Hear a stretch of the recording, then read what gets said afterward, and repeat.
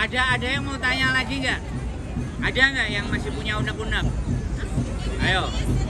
Oh iya Pak, sama ini ngomong janji IMEI itu tugasnya siapa Pak? IMEI tugasnya siapa? Iya. Bea Cukai. Bea Cukai di bawah Kementerian Keuangan. Kenapa saya konferensi pers? Saya itu mendahului. Setelah keluar dari istana, Presiden putuskan tidak ada lagi administrasi IMEI, saya duluin tuh. Kalau saya nggak duluin, jangan-jangan isu ini nggak bocor, nggak keluar, nggak dipublikasi. Ya udah saya duluin, saya publikasi aja supaya PMI tahu bahwa Presiden telah mengeluarkan instruksi untuk PMI tidak boleh lagi ada administrasi IMEI. Kalau di lapangan masih ada, ayo kita timpukin sama-sama siapa bea cukainya.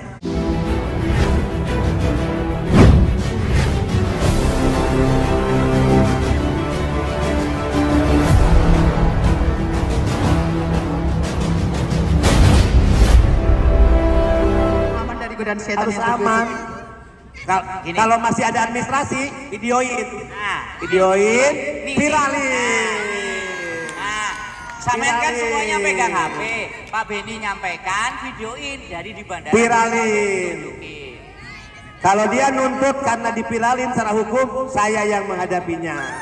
Gitu dong. Susah amat. Saya harap ini bukan janji manis dan janji palsu Pak, karena benar nggak? Saya sebagai masyarakat bukan kita harus dilaksanakan itu. Harus kan, dilaksanakan. Ya Indro, kamu harus paham dong. Kan kita terasa kayak makan janji. Ntar kalau kita enggak, kita harus viralin dulu. Bapak bereaksi gitu loh. Paham nggak maksudku? Karena Bapak sebenarnya bekerja, tapi kan tidak ada informasi. Ini dari Kemnaker ya, tunggu ya. Siapa Pak? Pak Rendra. Ya, Pak Rendra. Itu terkait BPJS, itu sudah ada keputusan dari Naker, sudah ada Pak?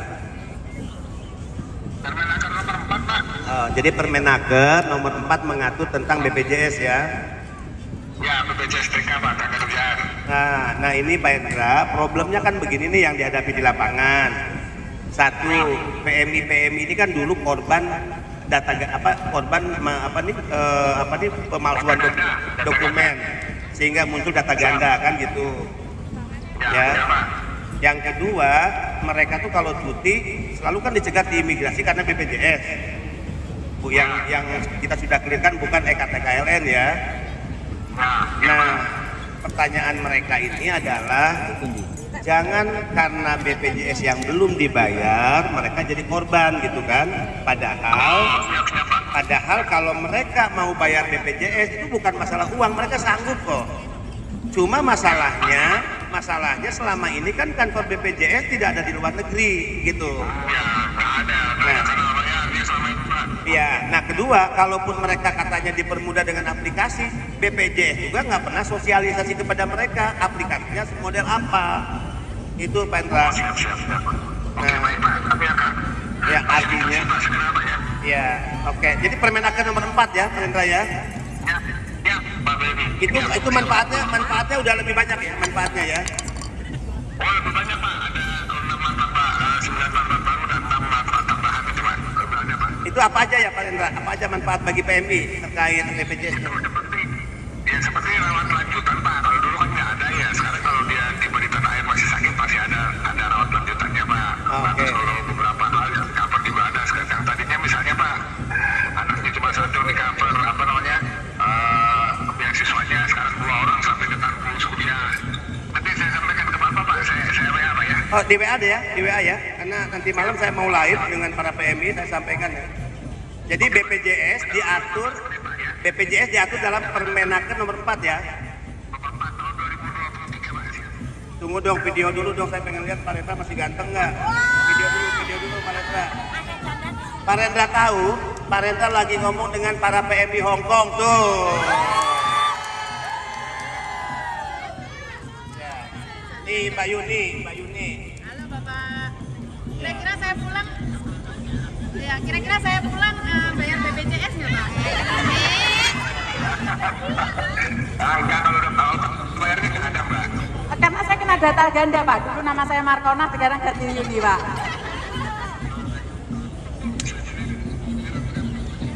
Iya. Oke. Oke lah Pak Rendra, dibantu ya. Oke. Ya, makasih ya.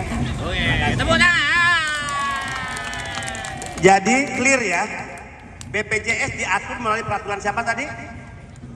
Permenaker, bukan kepala BP2MI yang ngatur BPJS. Ini Pak Rendra loh, Direktur Penempatan PMI dari Kemnaker. Nanti kita buka tuh Permenakernya malam saat live ya. Nah, termasuk manfaatnya apa saja. Nah, yang salah berarti siapa? Bukan PMI, sosialisasi yang nggak ada, sosialisasi yang kurang gitu kan? Oke, clear ya. Oke, Direktur Pelayanan. Ya, Ibu Oci. Bu Oci dengan Pak Beni, Bu Oci. Cekengan pusat. Sehat. Bu, saya ini lagi di Hong Kong. Ini ribuan PMI di depan saya. Saya digebukin oleh mereka. Ya. Nah, kalau saya digebukin, ya, bonyok-bonyok, Ibu bertanggung jawab karena yang ditanyakan mereka masalah BPJS. Nah, ya. Nah, gini Bu. Mereka ini kan tidak lanjut membayar BPJS ketika mereka renew. Ya. Kenapa mereka tidak membayar? Ini pengakuan mereka nih ribuan Bu. Nanti kalau Ibu berkenan video Ibu lihat ya mereka nih. Kenapa mereka tidak membayar? Mereka tanya, Pak, kami membayar kemana? Kantor BPJS nggak ada di Hong Kong. Satu Bu ya. Kedua, kalaupun katanya lewat aplikasi, BPJS nggak pernah mensosialisasikan kepada kami PMI-PMI yang di luar negeri. Nah gitu Bu. Nah artinya penting lah Ibu kali-kali muncul di sini. Biarlah yang digebukin saya, Ibu datang udah situasinya udah aman, udah Hong Kong. Ya, tinggal sosialisasi aja Bu. Iya, iya. Kalau kanal kan kemarin Bapak udah dengar tuh Pak waktu kita rapaskan Pak. Ya. Jadi artinya kan kalau kanal fisik itu berjenjang, lagi berproses. Tapi sebenarnya di luar itu sudah bisa melakukan pembayaran melalui online, pendaftaran ulang. Jadi melalui websitenya. Kan kalau dari kalau sebelum berangkat kan itu pasti masuk dengan link Cisco PEM. Iya, kalau pertama berangkat udah otomatis dia bayar BPJS kan. Ya. Ini untuk yang kedua Bu, kontrak kedua, kontrak ketiga. Untuk renew dia bisa langsung ke website kami.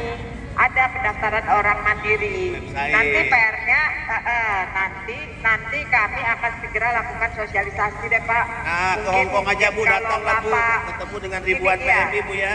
Ya, Pak, Bapak punya Mereka, kontak gini, siapa Bu. koordinatornya nggak Pak? Mereka Bu, Saya ini kan mereka kan Bu, harus ada Bu, koordinator. kalau Ibu datang, saya jamin sudah aman, karena kemarahan mereka udah lampiasan ke saya. Udah.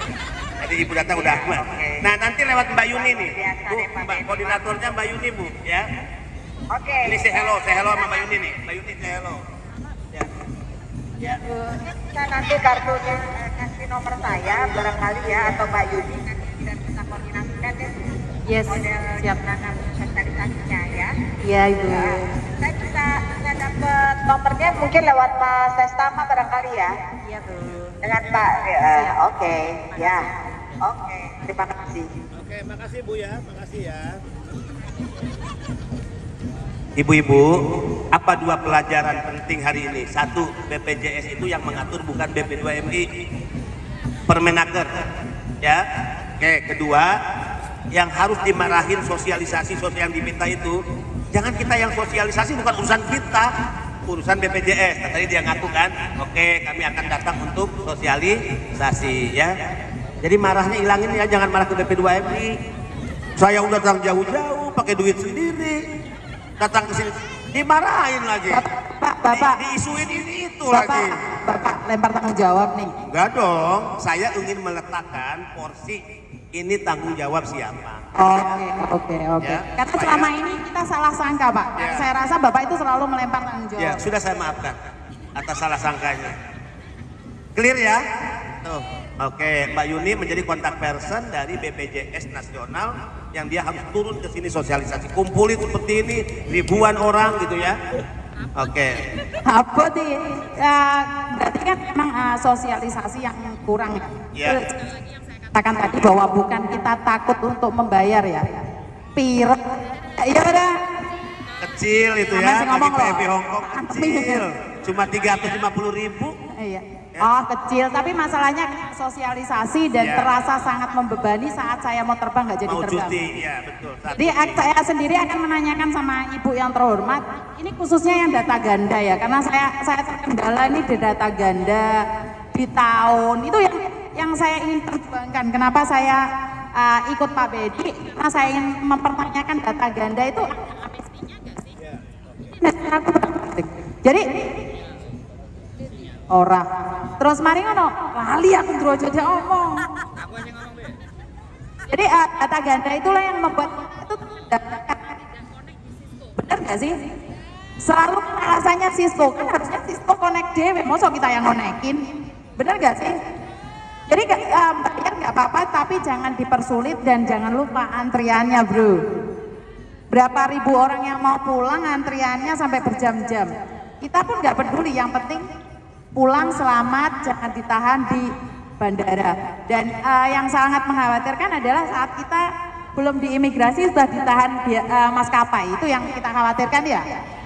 Sempat keweden kan, karena isu yang dilempar Pak Putra sama saya membuat kalian kejat-kejat. Aku yo kaget Rek. Jadi sudah bisa dipahami ya tentang pulang balik lagi ke sini, syarat-syaratnya adalah BPJS yang menjadi kendala. Dan kita akan seleksi bahasanya. Kita akan cek sosialisasi tentang BPJS karena saya sudah mendapatkan infonya, bahkan linknya. Dan ada linknya, kita akan bagikan ya. Bisa bikinin kontennya. Maka dari itu, karena gini Mas Andro, saya khawatir tentang yang data ganda. Kalau yang wajar-wajar mulai itu enggak apa. Makanya saya akan coba datanya Markona itu saya masukkan.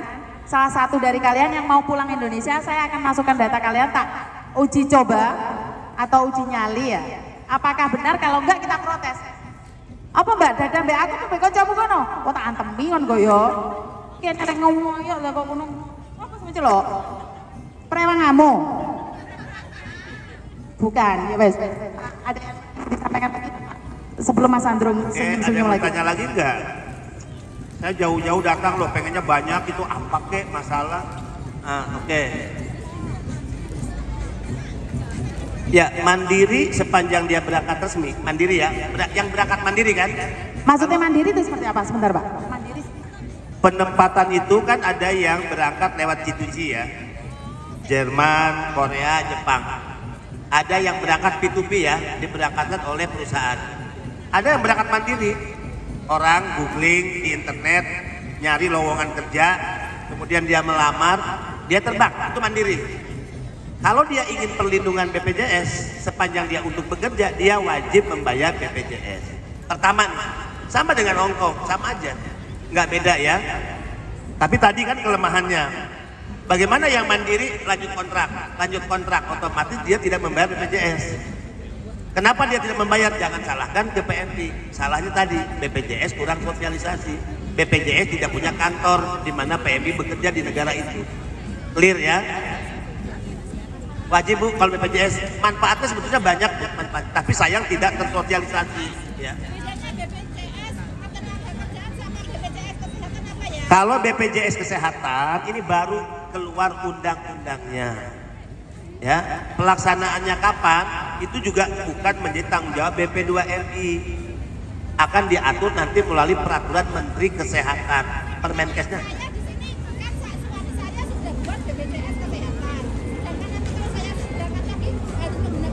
Bukan, Ibu mungkin BPJS Tenaga Kerja ya. Yang kita ini BPJS Tenaga Kerja. Apa manfaatnya BPJS Kesehatan? Belum bisa kita sampaikan karena yang membuat peraturan setelah undang-undang adalah Menteri melalui peraturan Menteri Kesehatan, itu belum keluar sampai sekarang. Jadi abaikan dulu lah, peraturannya belum ada ya. Oke, belum ada ya. Sopo sing tak komne? Apalagi Kasih mic ya. Kon maju. Majulah Mbak. Maju. Kita nggak dengar kita. Maju. Ibu tahun berapa kesininya? Sini. Nah, biar kelihatan mukanya yang nanya. Itu masuk konten. Nah, nggak masuk konten kok. Ya. Masuk. Oh, masuk semua. Sini Mbak. Tanggung jawab. Nah, cepetan Mbak. Lu kok izin deh? Ini loh Mbak, ayah. Cek. Yes.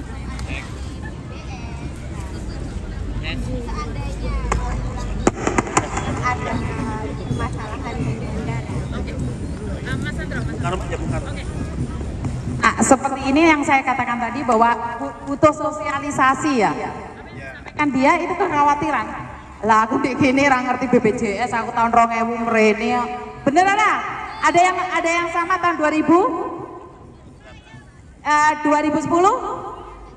Wes tuwek di gini ra mulai-mulai. Artinya adalah memang banyak yang tidak tahu. Iya. Kudu sampean Mbak, aku yo ora roh. Mbak, Pak Beni tadi sudah menyampaikan, disampaikan nanti yang bertanggung jawab atas BPJS akan datang ke sini bersosialisasi. Jadi kalau kalian bertanyanya kepada yang tidak menjalur, jadi kalau saya ingin ceritakan ya, di Indonesia itu ada BP2MI. Jadi presiden ke BP2MI. Pak, saya mohon izin ya, karena yang sampai saya ceritakan kemarin malam ini yang wajib teman-teman tahu. Jadi ada presiden, nanti dikoreksi kalau salah ya Pak. Jadi ada presiden itu menunjuk BP2MI itu langsung. Jadi urusannya BP2MI itu langsung atasannya presiden. Nah, di presiden itu ada kementerian. Nah, kementerian itu ada yang membawahi, yang mengurusi kebijaksanaan kalian itu adalah Kementerian Tenaga Kerja. Jadi PT, Agent, Hongkong itu semuanya di bawah Kementerian Tenaga Kerja. Nah, kemudian selain itu di KJRI sendiri itu di bawah Kementerian Luar Negeri. Nah ini loh jalurnya banyak. Terus di sampingnya lagi ada Kementerian Perdagangan yang berdiri sendiri. Jadi urusannya ini beda-beda. Nah Pak Beni hanya mengurusi persoalan dan masalah. Lah yang bikin aturan itu Kemenaker. Jadi kalau kalian protes, ingat sekali lagi, kalau kalian protes terkait aturan itu ke Kemenaker. Bisa dipahami semuanya. Nakernya ya Ibu Ida. Sekarang lagi dijabat sama Ibu Ida. Gak tahu ada nggak yang ikut kemarin kumpulan sama beliau. Makanya kalau kumpulannya ada di bawah KJRI, nggak bisa kayak gini kan? Nggak bisa fair kan? Ya enggak, aku ben gak dituntut wong akeh lo, kalian lo yang belain. Makanya aku ngomong. Tapi kalau bisa duduk bareng kayak gini enak nggak? Asik gak? Nah, apalagi kalau beliaunya mau diajak ngonten. Hah? Ya tuku lah juragane mosok pang bojoku rada ruwet. Jadi kayak gitu ya teman-teman. Jadi peraturannya itu di situ. Kalau semuanya komplain dan komplain BPJS juga sekali lagi. Itu ada BPJS itu di bawah kementerian apa. Nah, di situ kita protesnya. Pak Beni ini hanya berjuang untuk membantu. Tapi kalau sampean bojoku meninggal di Hongkong piye balik. Nah, itu Pak Beni. Bagiannya Pak Beni, ya kan. Kemudian bojoku sakit di Hongkong, pingin mulih, nah itu Pak Beni. Bojoku hilang, kelih Pak Beni. Iya, nek bojone hilang, nggak di konten boleh misunya. Nek misuni nggak angkat-angkat telepon saya, kan sudah ada di situ semuanya. Jadi masalahnya seperti itu. Terus kalau keterkaitan masalahnya teman-teman di sini, sekali lagi ada yang nggak digaji, HEK oleh, kontrak meslek dan semuanya, itu sebenarnya lapornya ke KJRI. Setelah kalau KJRI tidak bisa merespon, langsung ke labor. Kalau lapor ke saya, apa ya wani aku nyeneni majikan kalian? Konten. Lah, habis itu wana misia. Awakmu sopo? Awakmu sopo itu bahasa kantonnya apa?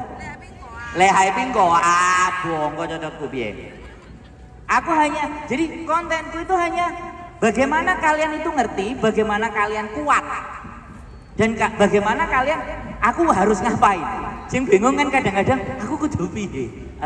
Jadi seperti itu ya teman-teman ya. Untuk BPJS, untuk aturan kementerian, makanya sing kowar-kowar di luar sana ngakak. ngekok, ya kan? Dan bisanya cuma ngomong. Karena ya biasa Di Indonesia nggak ada yang tukang ngomong. Wong presidennya tiba itu bener nggak?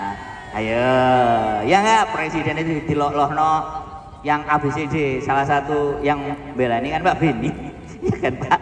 Nggak tahu temannya Pak Beni apa bukan itu? Aku curiga kamu kayak bela Pak Beni terus sih. Aku gak belani tapi dari tadi malam kan ikut rapim.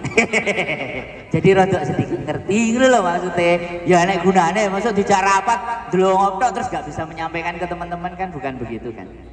Makanya nek dijak rapim meneh ya wis. Dadi eru ngene tiba. Engkau bengi oh nanti malam ada meeting lagi. Biasanya kenapa sih saya ikut Pak Beni ini?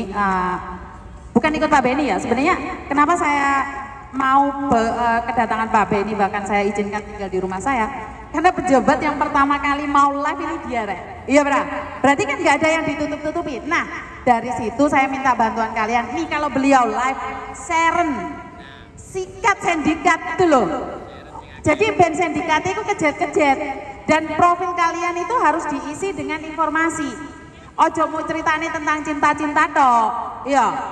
Manuk meneh. Hah? Nah, jangan galau-galau terus di-up. Kalau kalian galau di-up, maka mereka tujuannya adalah untuk mencintai kalian. Paham nggak? Kalian boleh gatel tapi jangan di-up. Loh, iya toh? Garuk. Loh.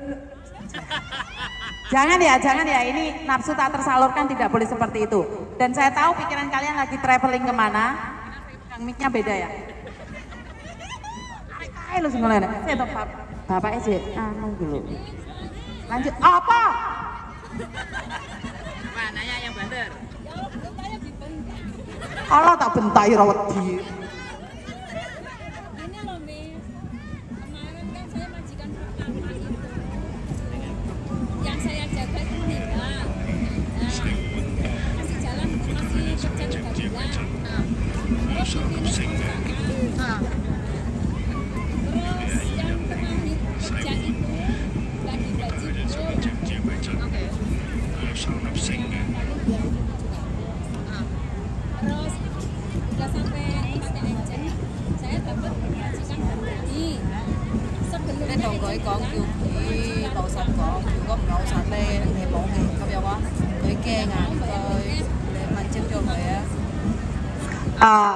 Nah ini kalian bertanya tentang agent ini aku seneng soalnya aku sering perang majikan guru-guru agent.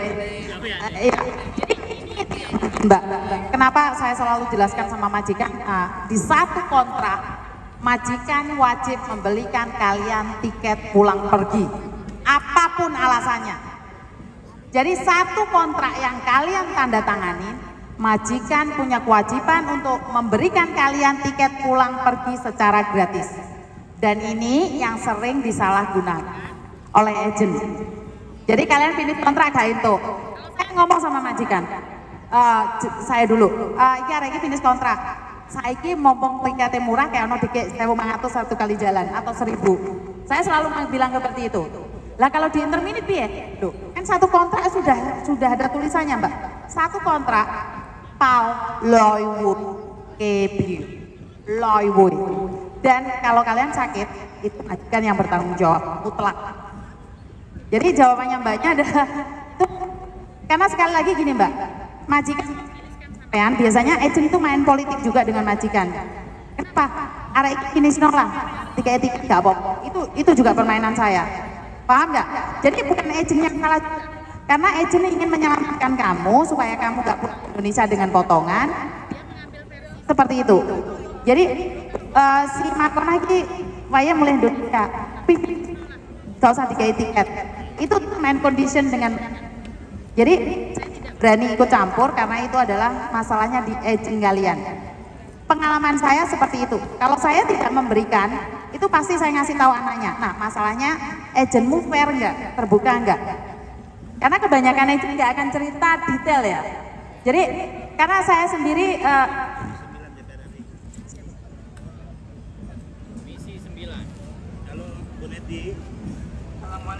warahmatullahi wabarakatuh. Salam Bu.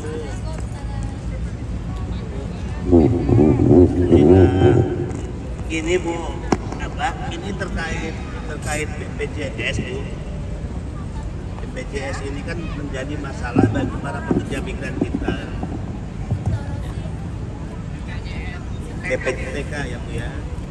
Ini saya ibaratkan ini masalah orang lain tapi keluhannya ke BP2MI gitu Bu. Ya.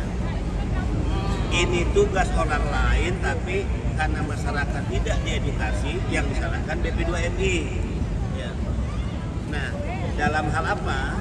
BPJS ini kan memang wajib Bu di saat mereka berangkat pertama kerja kan ke luar negeri. Nah, kenapa mereka yang renew memperpanjang kontrak di luar negeri otomatis dia tidak lagi membayar BPJS. Nah, kenapa? Karena sampai hari ini tidak ada kantor BPJS yang berkantor membuka cabang di negara penempatan, gitu kan? Nah, kalau itu berarti yang salah saya katakan bukan PMI dong, yang salah adalah BPJS. Selain sosialisasi mereka kurang, mereka nggak ada jadwal rutin ke negara penempatan untuk sosialisasi di depan PMI misalnya. Nah, kemarin banyak kasus Bu Neti, mereka pulang cuti, akhirnya mereka gagal berangkat, dicegat di imigrasi karena salah satu yang menyebabkan mereka tidak bayar BPJS saat renew gitu kan Bu. Wah, itu rame Bu, korbannya banyak berjatuhan, mereka udah beli tiket, hangus tiketnya. Kasihan Bu mereka itu. Ya hanya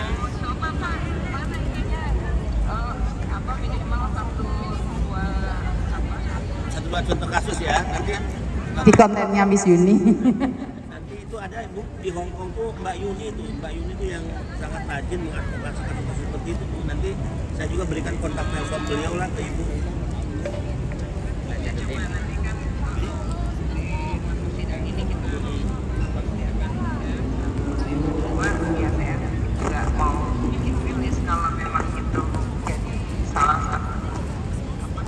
BPJS ya, mitigasi celah itu. Iya.